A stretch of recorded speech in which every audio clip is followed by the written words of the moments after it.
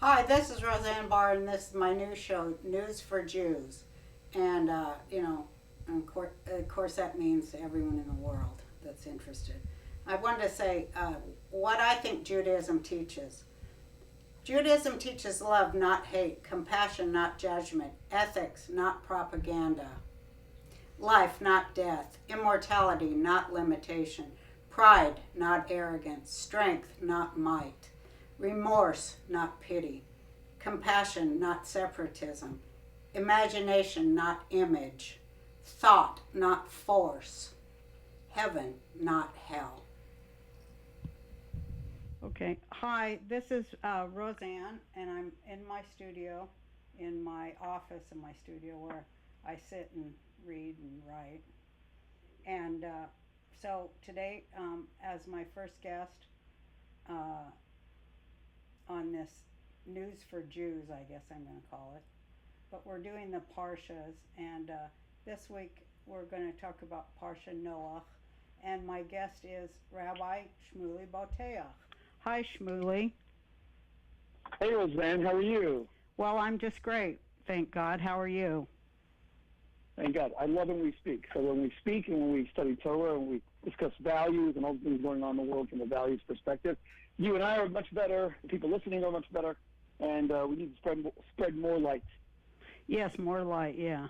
And but you had a big article everybody's talking about. Was it in the what is it? The what was that article? Jewish Journal, yeah. Jewish Journal. Yeah, thanks for thanks for bringing that up. Yeah, I had this.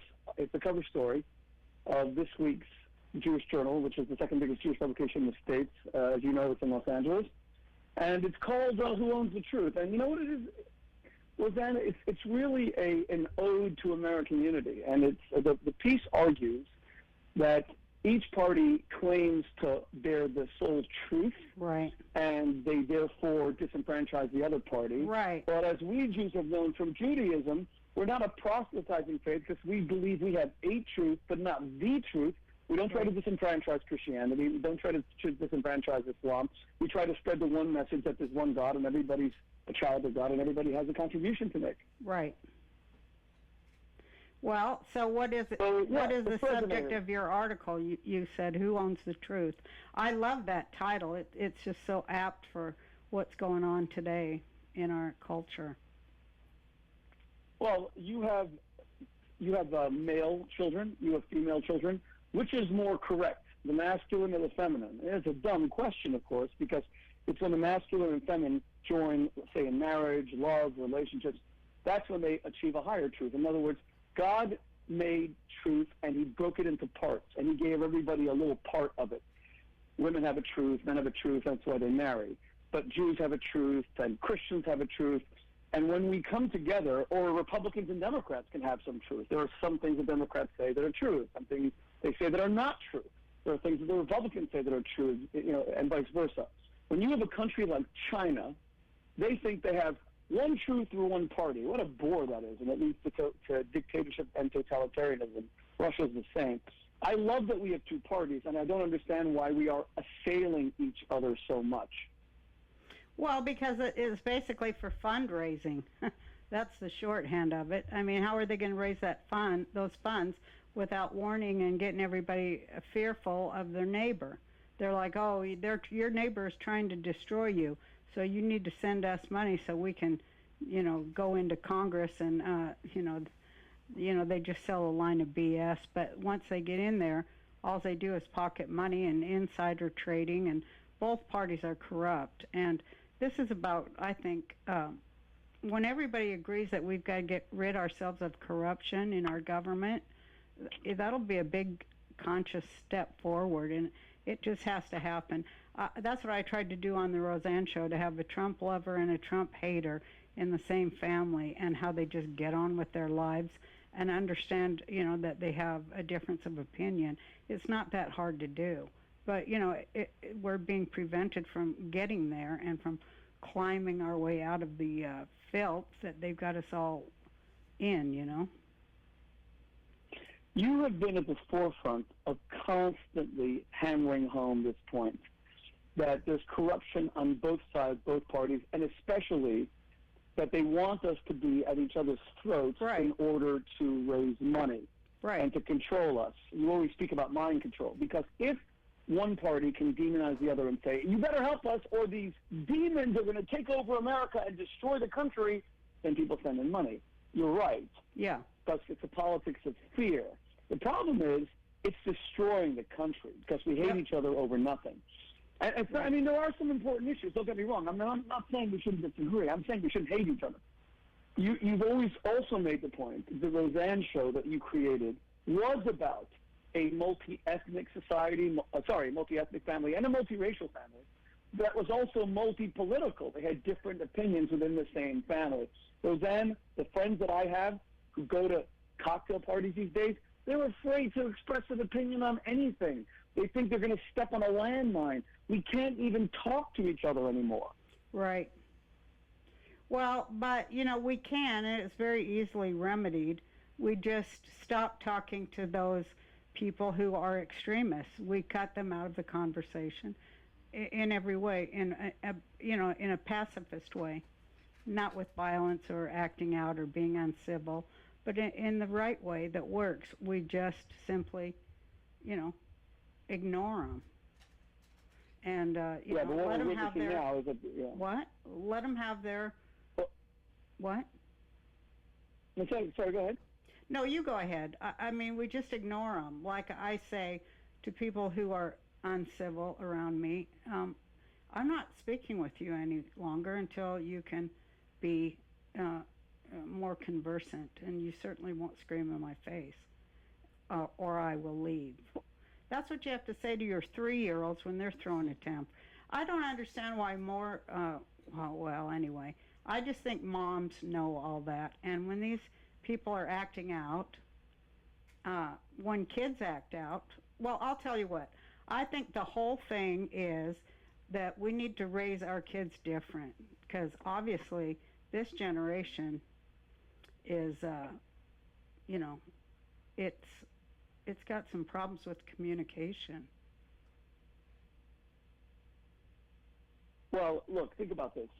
You and I share a passion of looking at the world through the prism of Jewish values. You and I have very passionate Jewish identity, and we believe in the life that Jewish people can offer the world. So we always talk about the Torah reading and the Parsha, and this week is the very famous story of Noah and his ark and the flood.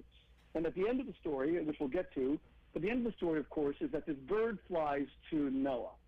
And there's two kinds of birds. There's a raven, and he comes back with nothing, and then the dove comes back with an olive branch. And then Noah knows the flood is over, humanity is saved. And ever since then, both the dove and the olive branch have become universal symbols of peace. The UN uses the dove with the olive branch as its a universal symbol of peace. Now, a bird can only fly. Noah chooses Talk about corrupting symbols. That means that means less than nothing anymore. The UN is anything but a peacekeeping body. That is correct. It never lived up to the ideals that were set for it. So I think their cultural appropriation of my culture for their own insidious things. That is, if I were a leftist, I'd make up a big rant and talk about that on social media and try to get a whole bunch of unhappy people to join in with me to ruin somebody. But I'm not a leftist. Right, and you don't want to ruin anybody. And no, that right there, that disqualifies me from being a leftist. But I'm not a far rightist either. I'm not an extremist. The right can censor just as well. I've been censored by both. When I made the people mad, several times actually, and it resulted in my being unable to work. But that's what comics do. That's all I can say.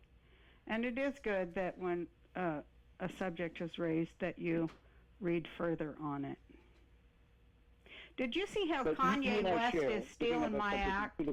Hey, Rabbi Schmuley, did you notice how Kanye West is kind of stealing my act? Did you see that? It was so awesome. I did. I did see that. Well, he's stealing your act. You gotta sue him for plagiarism. Well, I would, but I love him. He's just a great person and a fantastic artist. He's been, people need to understand artists. We're not like regular people. They really need to understand that. Let me ask you. Since you bring that up, let me ask you an honest and pretty obvious question. Why is it that when you came out in favor of President Trump, you were manhandled by the media, who saw you as backward and extreme and a racist? But when Kanye, and when Kanye did it,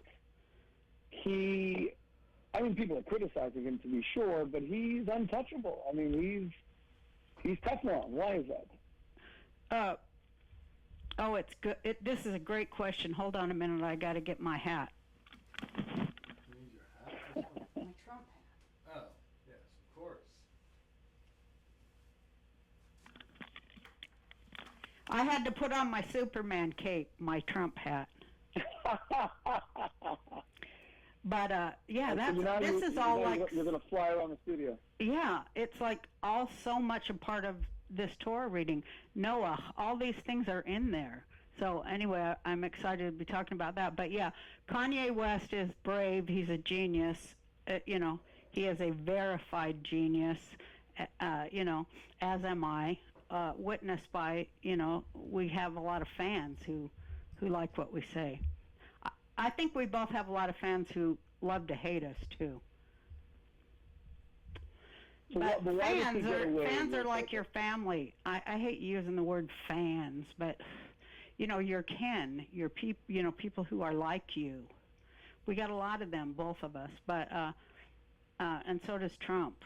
So it's cool, and I love that Jim Brown was there too, because I have met him and I admire him. And it was funny because I was talking to Mike Tyson films around the corner from me here, and I went over to see Mike and stuff, and we were talking about all that. We were talking about what crazy times these are, what crazy changing times these are. But, on CNN, I think it's just amazing that they had these people on that, basically, they were black and leftist, and they basically called Kanye West like one of the genius black artists of our time. They basically called him the N-word, and they were all laughing about it. It's just, wow, these times are like, oh, you really got to keep your eye out because you got to witness it. You got to see it. Well, what I saw that they had said is that he's not well mentally and that Trump had been exploiting his unwellness. Yeah. And that's deeply insulting. To say that somebody's crazy, in other words, if you support, and I'm not making this a political point because I believe in two parties, but the statement is if you support Trump, if you're black and support Trump especially, you are insane. You're nuts. There's no way you could be rational and actually believe in another party. And that's very damaging, and that's deeply insulting, because the whole idea of democracy is that everybody chooses their own way. People exercise their judgment based on their value system to make their political choice. Well, what people are not seeing, though, because it's part of the con for your dough, but they're not seeing that both parties have the exact same goals in mind for the most part. It's how to improve our society and the people in it. And they disagree on the methods. And so I wish people would say that sometimes. It's really both parties, once we clean them up and get rid of the people that are just there to enrich themselves, that say they represent us, but vote to kill us, basically, and poison our food and our water and our air. I mean, what's that? What's that? I love that he went there, and I loved everything he said, particularly about, our president should fly in the highest technology thing. We should, give ourselves over to space and space exploration, Space Force, as they call it, and do something different other than agitate people and then sell weapons to both sides for our economy. We should do something else now. I think you and I are in a unique position, especially given our close friendship. which is to bring greater unity to the country. Because as you said, you have been on both sides of the political spectrum, and that's because your values or your convictions have led you at times to support one party and have led you at times to support others, which is completely understandable. Well, I think that I've been a target because I'm very much in the middle. And, I'm not excusing the mistakes I've made. That was my fault that I did those things, and said those things. But I'm a middle person, and I disagree with you. I think there should be at least 3 parties. And I think a lot of us who like Trump like him because he kind of destroyed the Democrat and the Republican Party, and that's why we like him. Something new is coming. Something new is happening. It's about problem solving rather than throwing dirt at your opponent, who isn't really your opponent, because God knows, everybody knows, they all go to parties together, they golf together, they know each other. That's their community.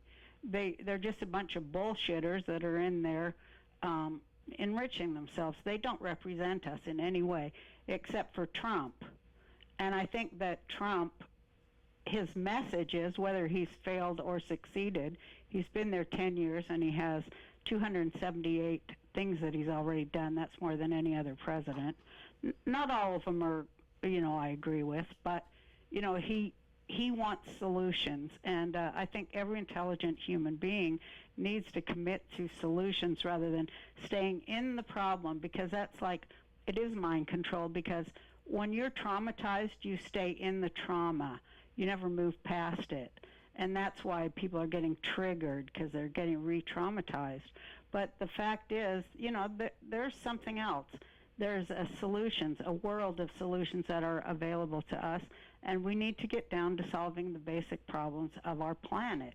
And I think number one is, the world of children. That needs a lot of focus and intelligence, and it's time to make that right. It's time to end the suffering of all children on this planet right now. And we have the technology, the money, the minds, and the people that can do that. And, I like Trump because, he goes right to the heart of the problem, like he went right to North Korea. He started with North Korea, which, both sides have been, enriching themselves by selling weapons to both sides of everything.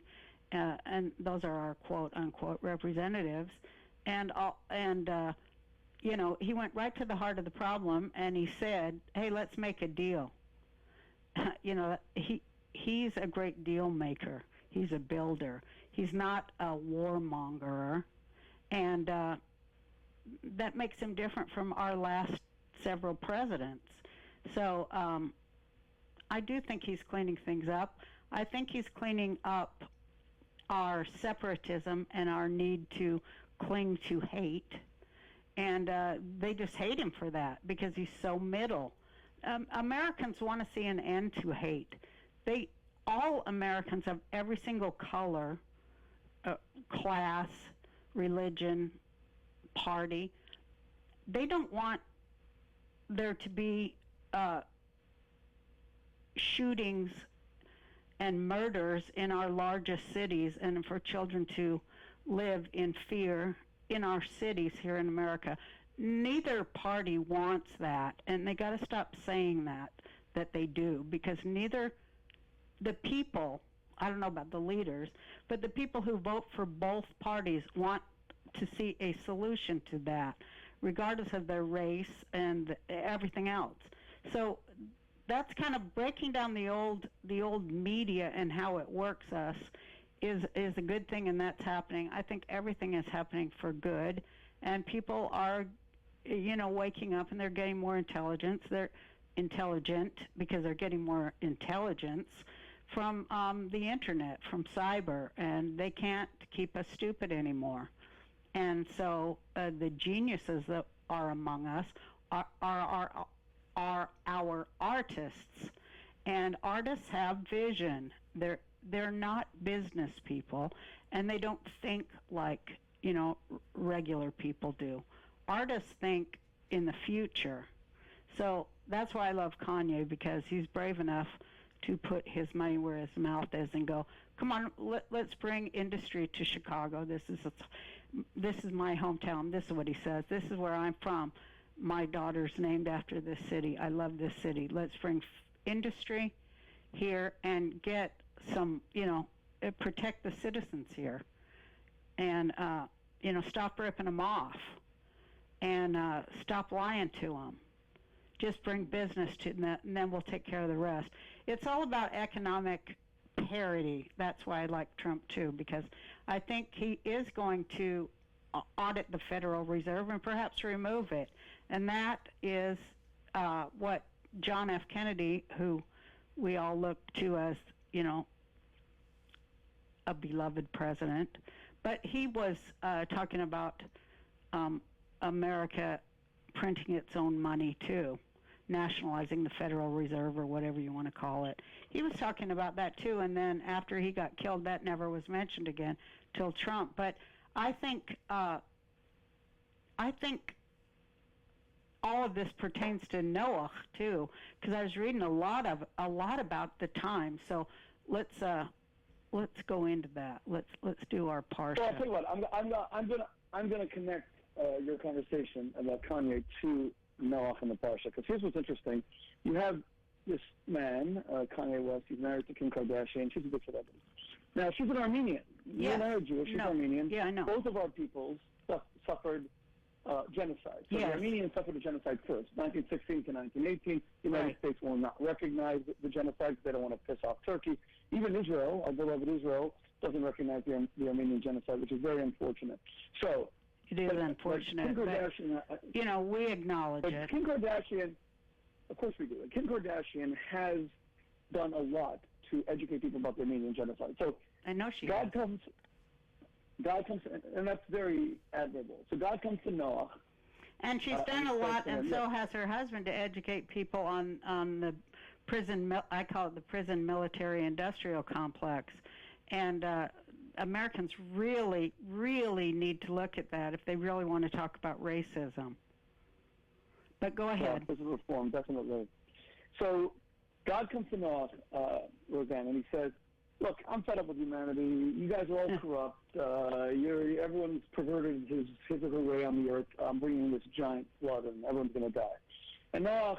Okay, right there, I want to say something to that.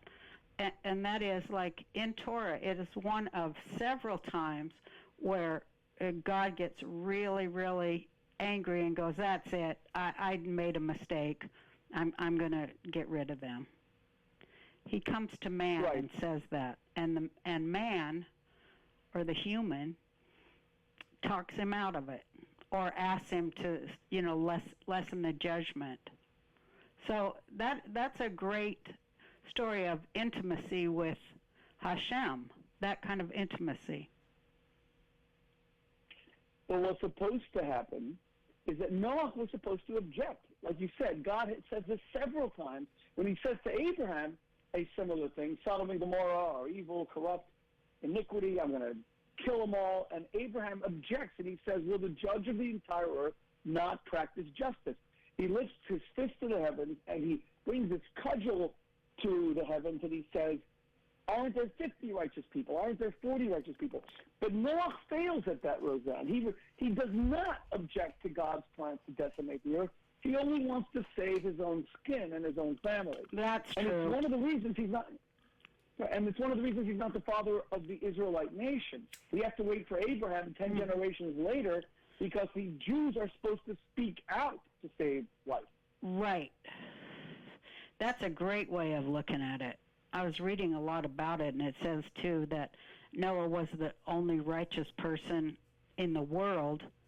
And so God told him to build the ark and all thing, and it was like, 140 years or something, 104 years that he was working on it. But in that time, he did not convince anybody to go with him. He did not have the right kind of magnetism to draw holy people to him. So he only took his family. And he also doesn't leverage his influence of God found him to be righteous, to protect his neighbors, to say to God, look, can't you find something redeeming about them? Can't you find something to like about them? These are children.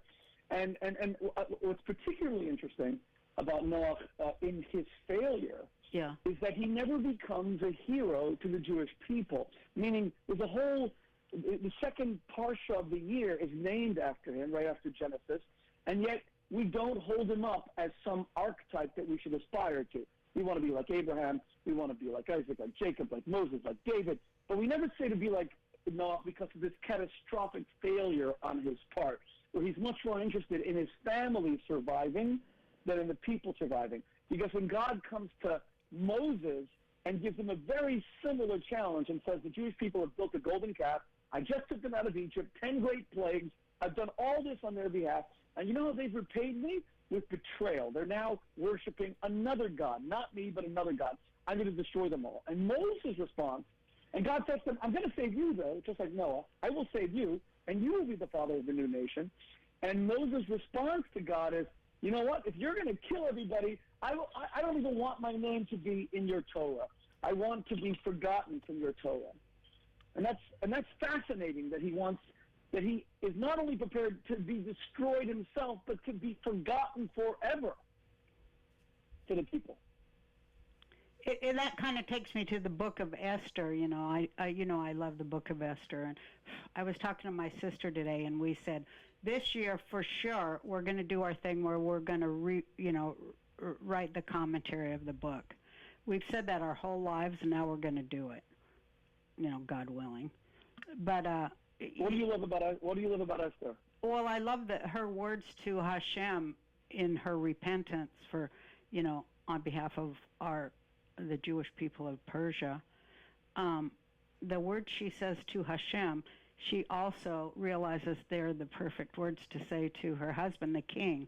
So it's about that intimacy of conversation between you and God, because that's why we say we are who we are, because we're the ones who talk directly to God and tell him, you can't, come on, you've lost your mind. What are you, crazy? This is not the way you said to do it. And we're here to do what you say, but if you're going to say something like that, that invalidates us right away. It's a great point. In other words, that's a great point. In other words, the Jewish people are the only faith that reserve the right to argue with God. It's in our very name. Yisrael means he who wrestles with God, he who challenges God. Because what most people believe religion demands is obedience. You're supposed to, someone said to me, you grew up among the Mormons in Utah, and I've had this lifelong close relationship with the Mormon church. As you probably know, I was the grandson of the Mormon prophet Ezra Benson. His grandson was one of our student officers at Oxford. But I remember when I was becoming close to the Mormons, people said, you better watch out for the Mormons. They believe in three things: pray, pay, obey. Okay, that was a criticism of the Mormon church. But this idea of obey, the word Islam means submission. And sometimes Christianity demands what Kierkegaard called the leap of faith, blind faith. But we Jews, we never believe in that. We believe, as you just said, if God tells us life is valuable, then if he later comes and says to us, but I'm going to kill everybody, we have to object. And it's what Elie Wiesel did in his books about the Holocaust, always objecting. Well, that's what Esther said. She said, this is what I think she said. I should say that, but I think she said, if it's your will to kill off all the Jewish people, you realize that you won't exist anymore, right? That's what I believe Esther said. Yeah.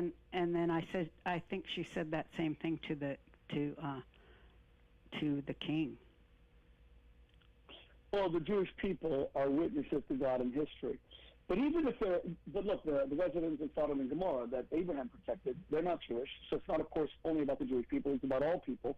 And our need to hold God accountable, which is an incredible thing for humanity to say, that we have a right to hold God accountable. We have the obligation. We have the obligation under law to hold God accountable.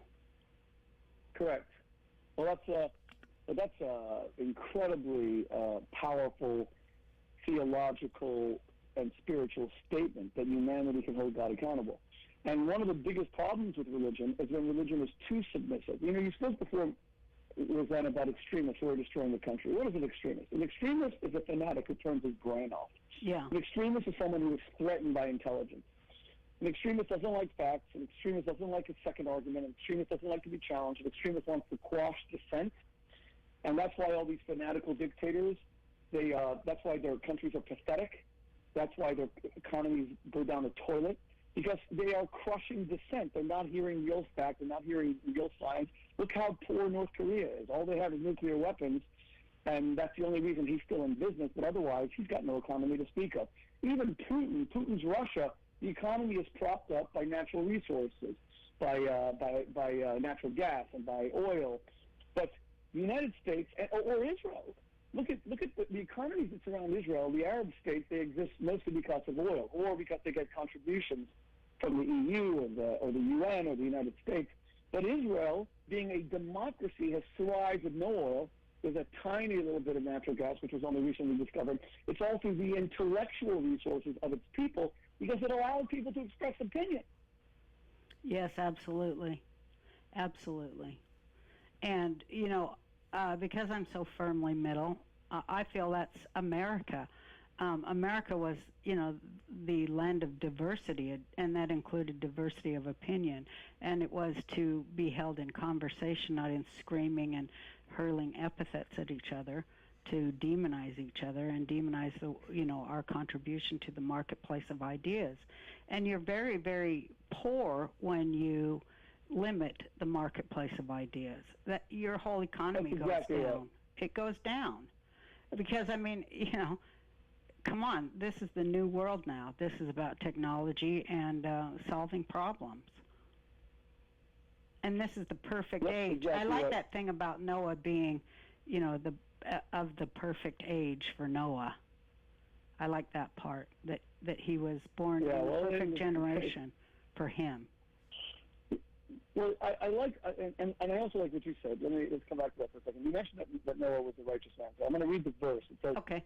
These are the generations of Noah. Noah was a righteous man. He was righteous in relation to his generation. Noah walked with God. So, very interesting. The Bible says he was righteous, but not exactly righteous is a caveat. Yeah. He was righteous in his generation. Right. So there's a whole debate among the ancient rabbis of the Talmud about this fascinating verse. What do you mean he was righteous in his generation? Some say it's a compliment.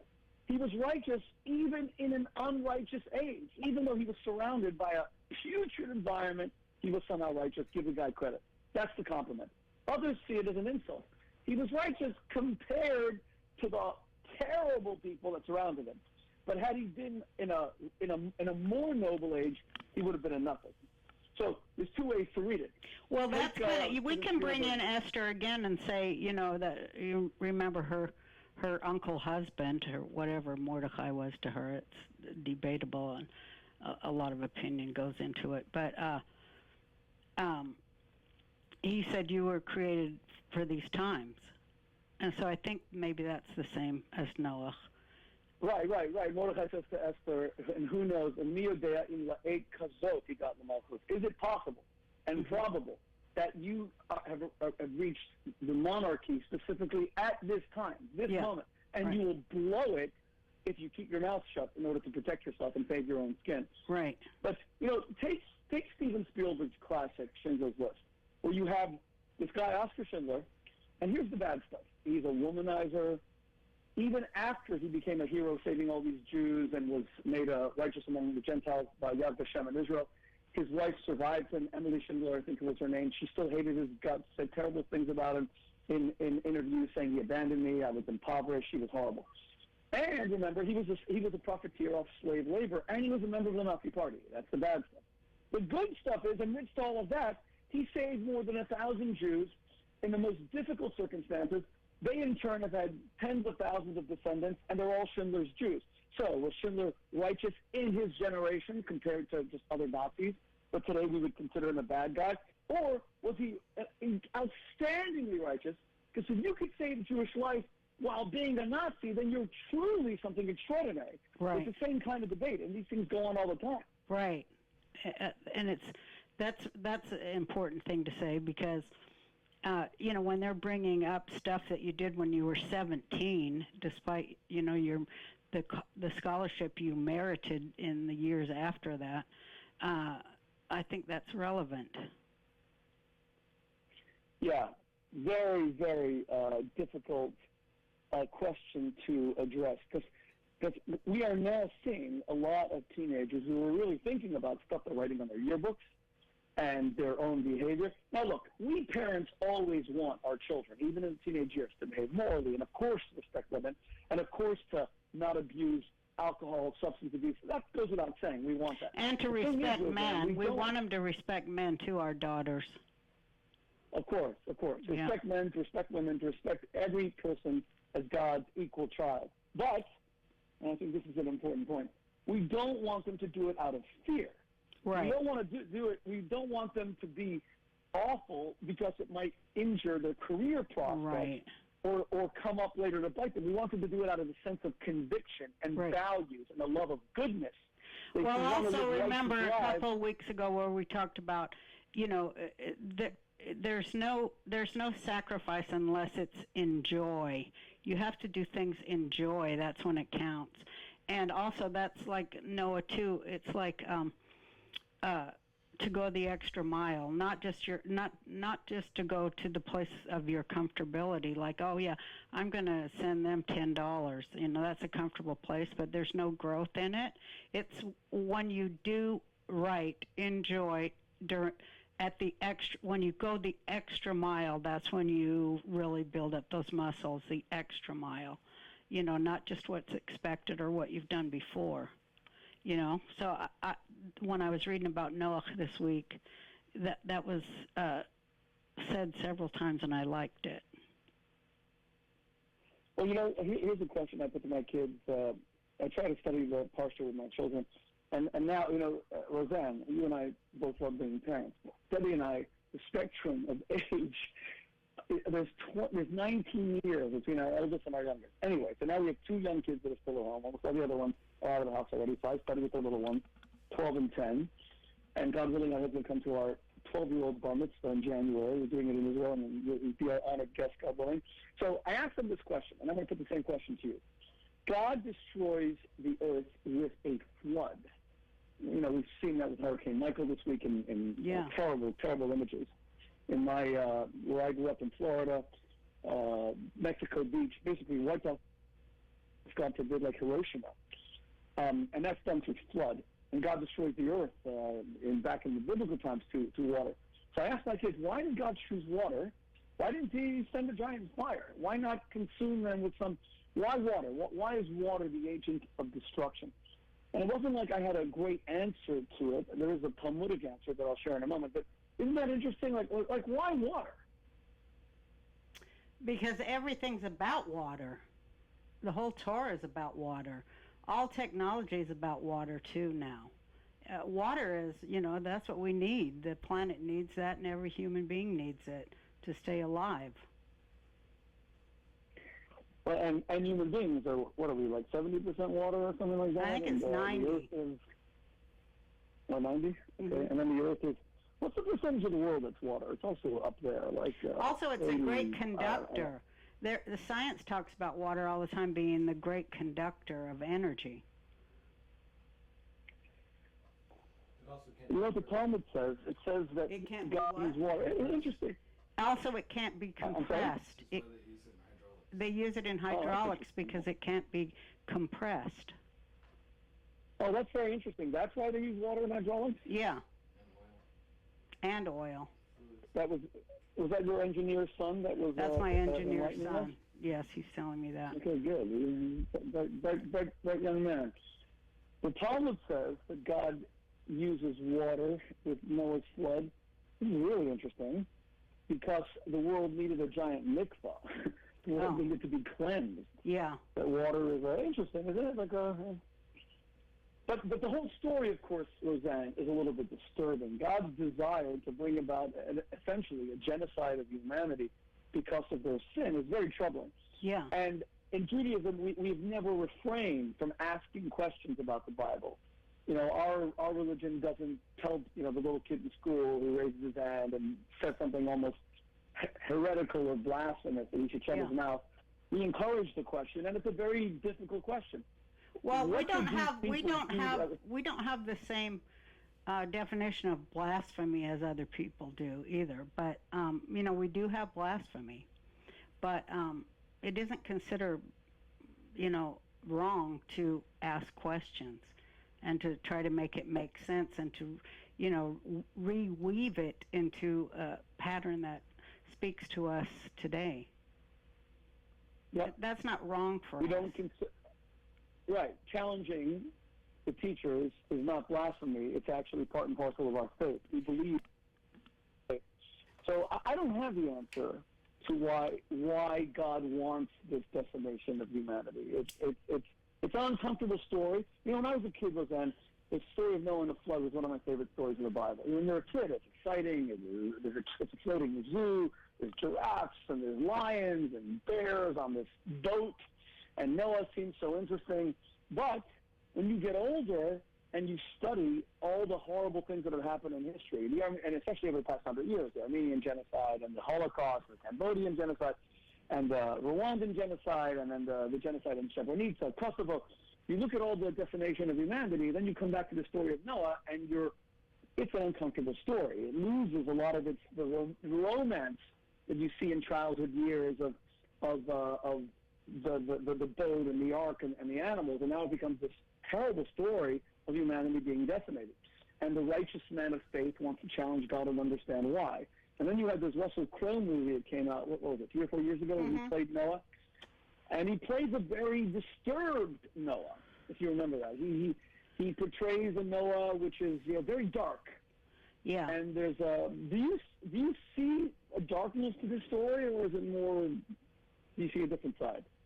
Well, I think, I think of it as, in all kinds of ways. But, it says that when they came out and they saw the destruction around them, that they were just horrified. They were horrified and traumatized by seeing the destruction of everything when they came out. And so the first thing Noah... And they were all alone. And they were supposed to plant a tree and, they were supposed to plant gardens for food, but the first thing he planted was a grape so that he could get drunk. And he became a drunkard because, he couldn't handle what he saw, what was, the leftovers of,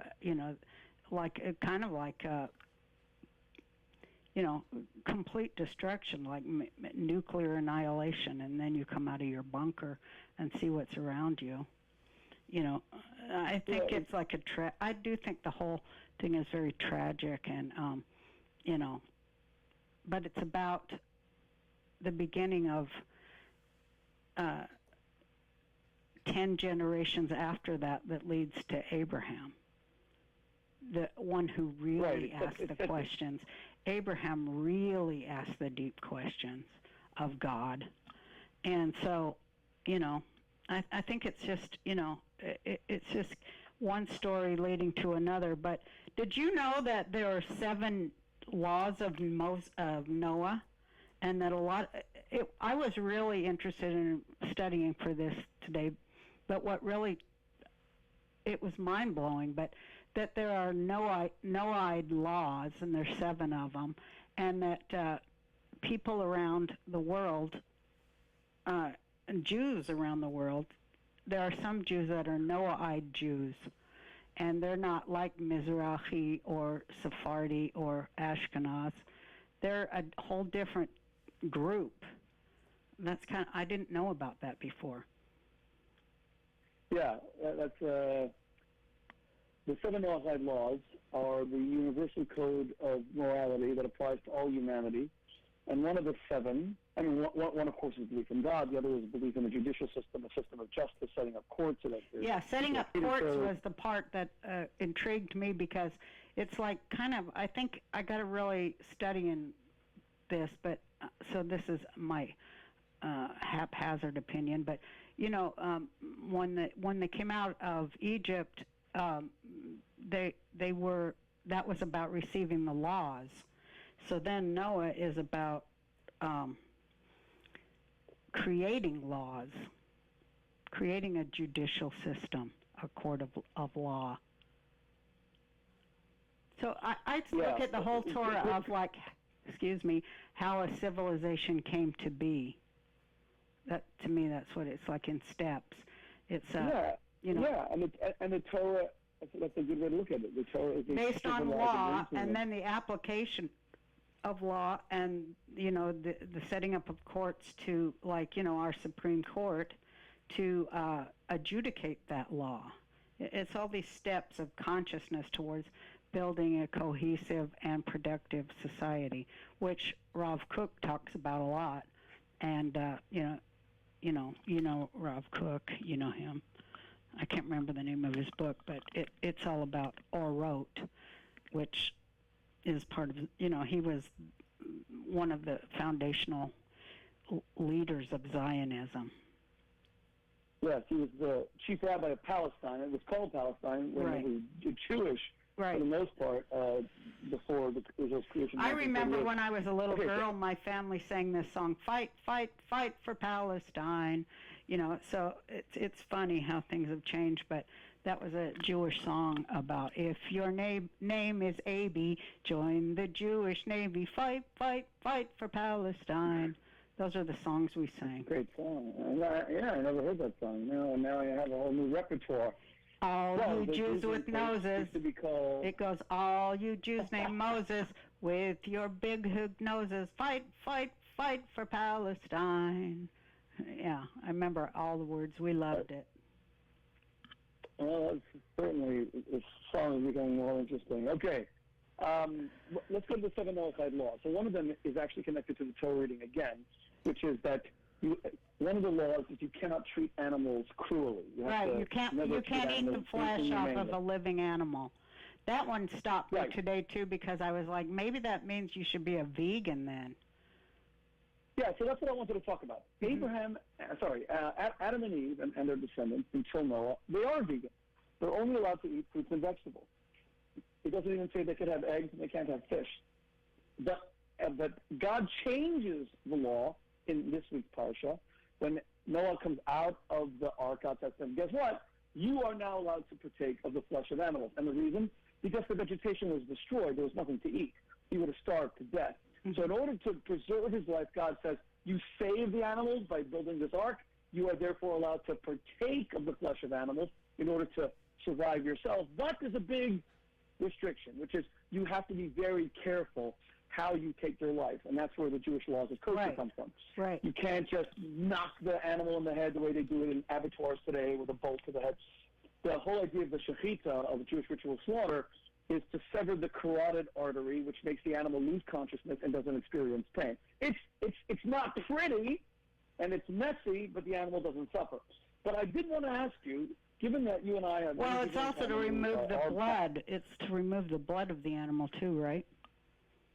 Right, because we're not supposed to become immune or inured to seeing blood. Because the danger was, if people are allowed to take animal life, they might become comfortable with taking any life. Because they will grow used to seeing blood. And we're supposed to abhor blood.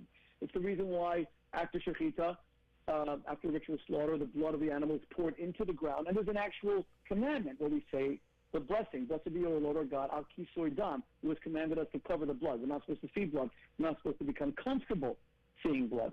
Right. But Roseanne, but I have friends, take Pamela Anderson, with whom I just published this book, Lust for Love. She's a passionate vegan. Right. And she's the, international chairperson of PETA. Right. And she thinks that taking animal life is horrible. Yeah, she does.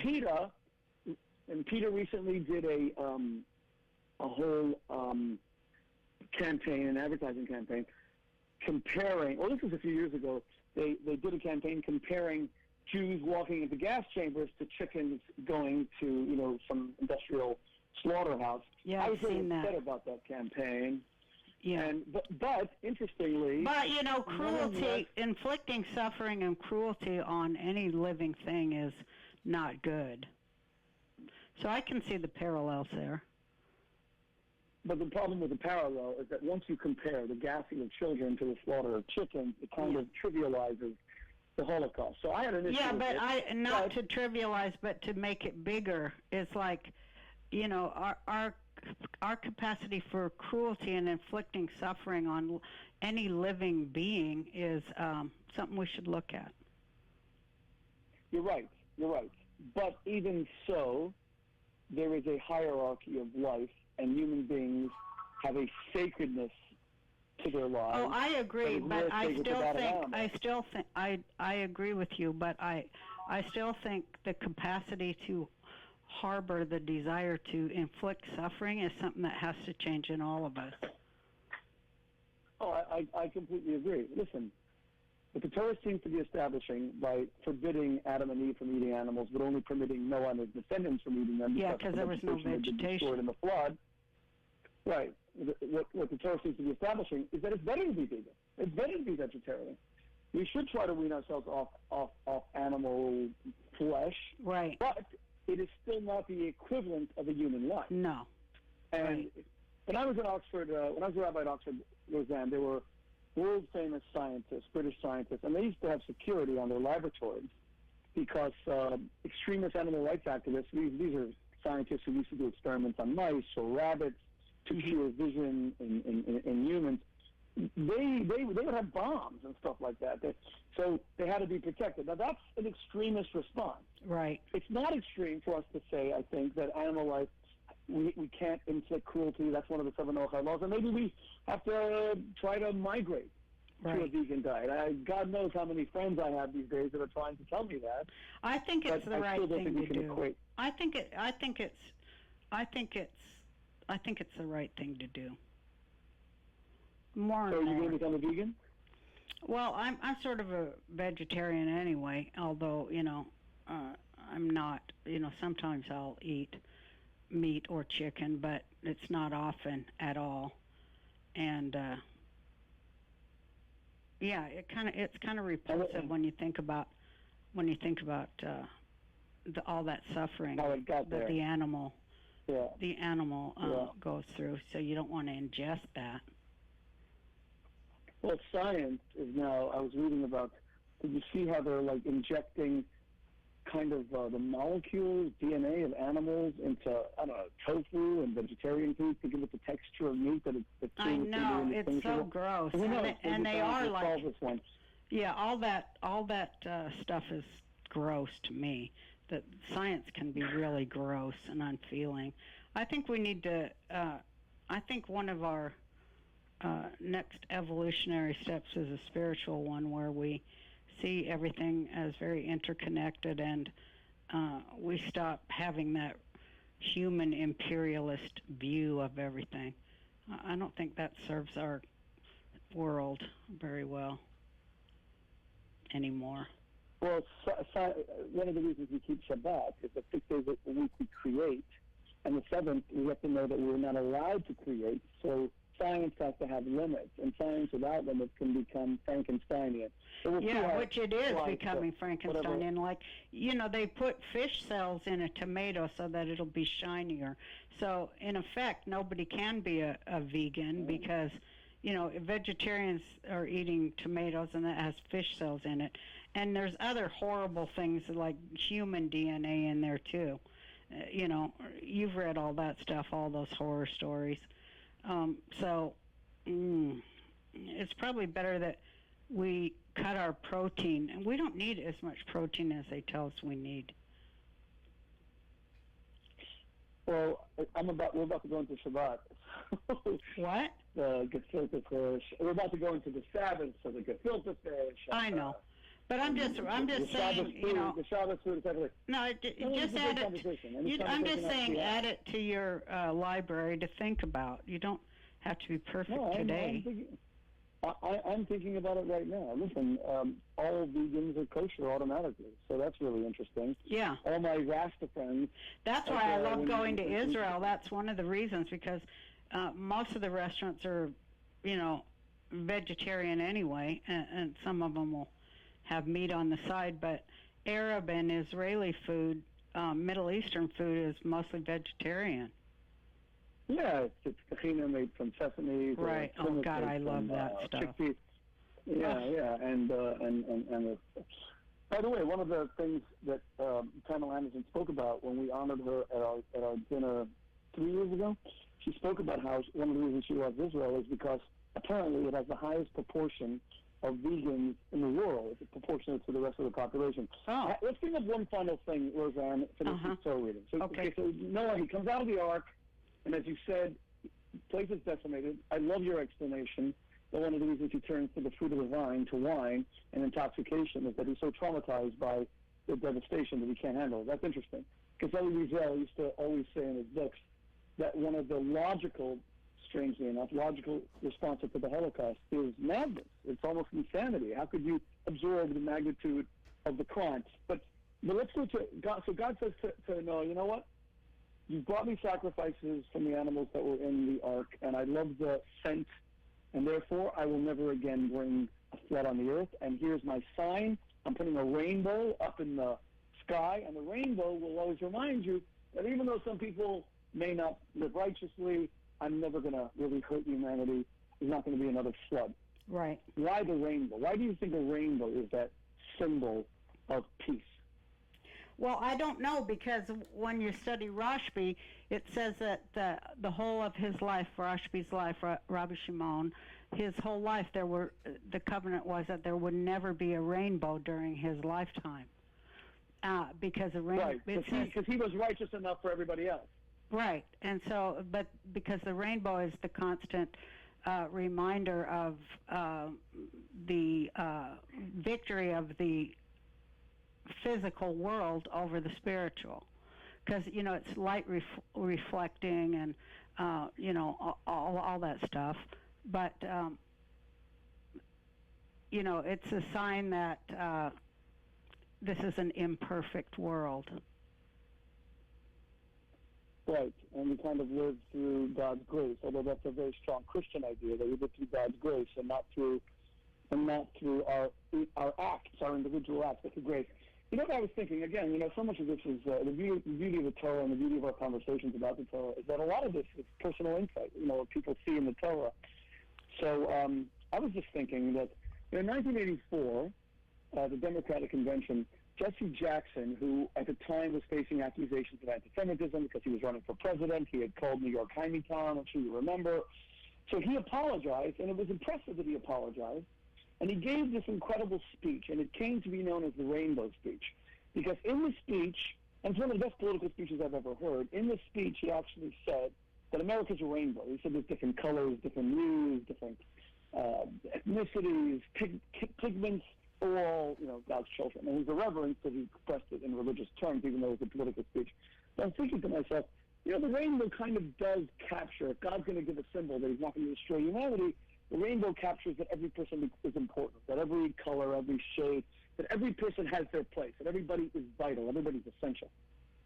So I don't know if that's the reason, but well, also it's reflecting light.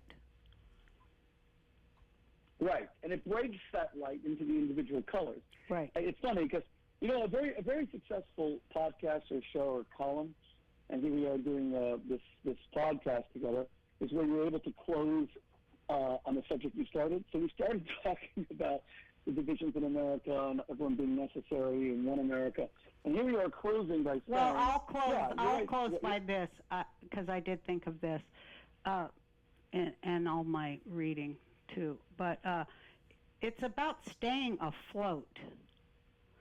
Noah, the book of Noah, for our practical part that we talk about at the end, it's about staying afloat during the deluge. And I think that that's important for people right now because I think we're going to get a deluge of information that I think will drown people. I think people will drown in it. And I think that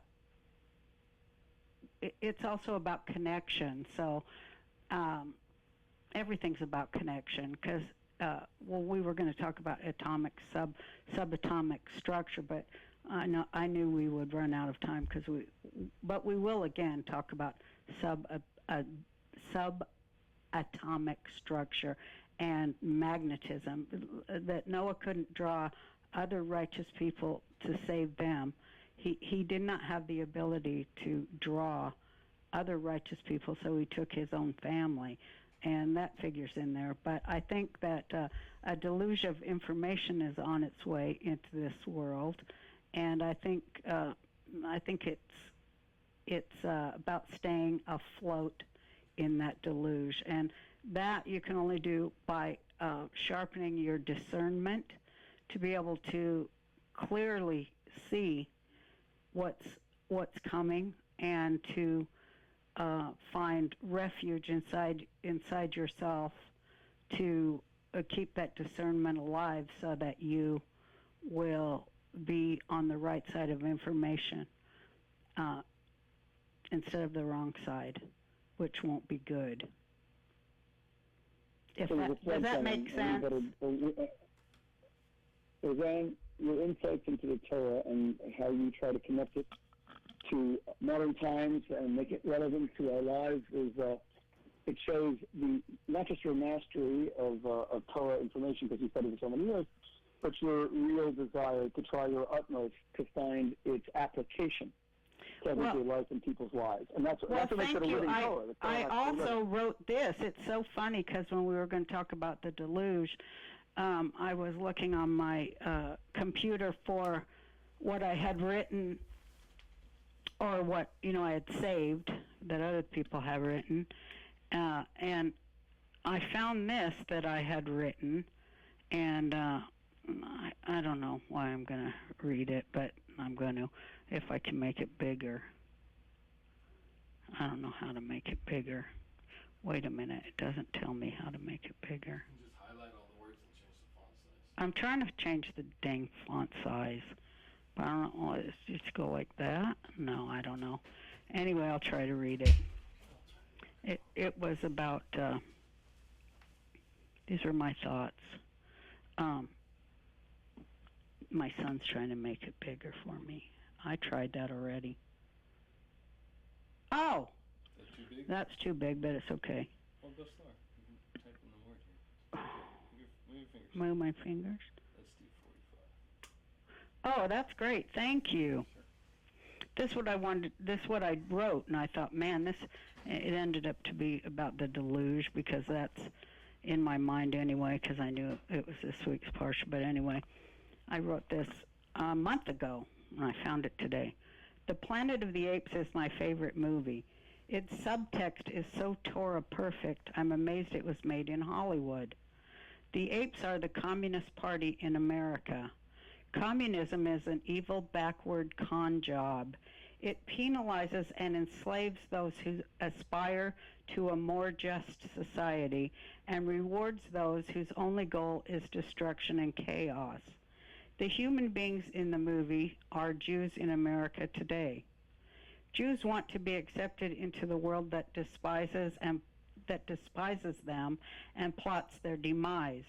Jews have been used as moral hostages for centuries.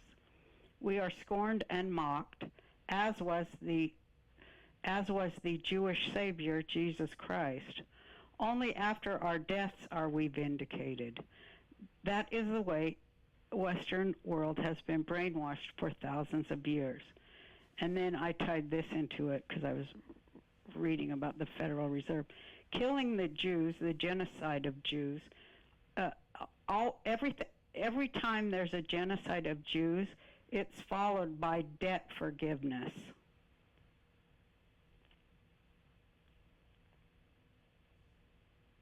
It's followed by debt forgiveness. Yeah. They restart currencies after genocides. That's what blew my mind about it all. It's like after the genocide of the Armenian people, they forgave debts. They always do. It's interesting you say that, because there's a hotel in New Hampshire, a really nice place, and people go there this time of year to see the gorgeous leaves of the autumn. And it's called Bretton Woods, and that's where in July of 1944, it was actually at the height of the Holocaust, that there was a global conference to create a whole new world financial system. And the World Bank was created then, and the International Monetary Fund was created there. It's called the Bretton Woods Conference.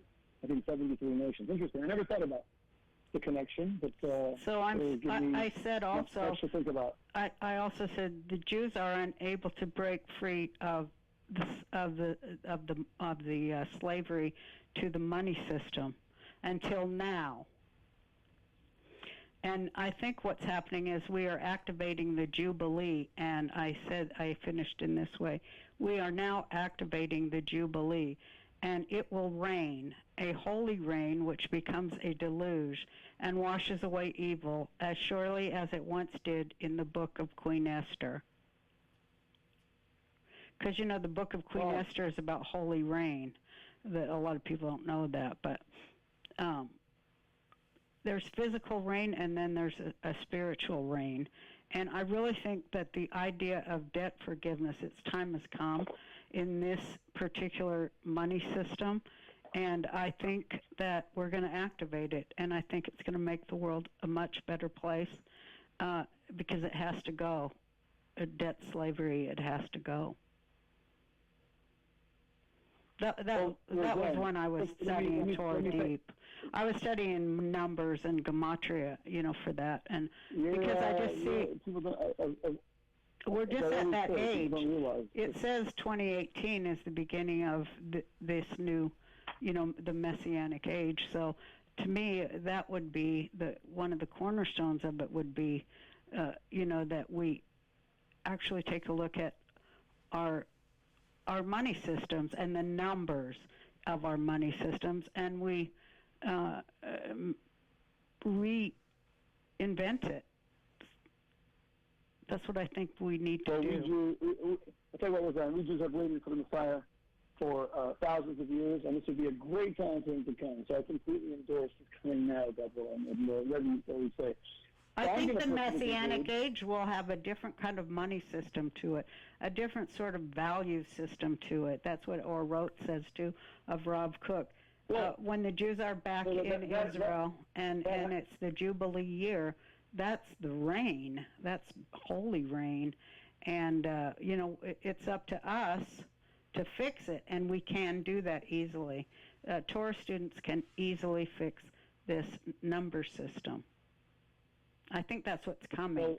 Well, a new currency has to happen because right now currency is money is a currency by which we purchase self-esteem, and we have to purchase self-esteem through our virtue, our convictions, and our good deeds. Yeah, we have to have a whole different system of value.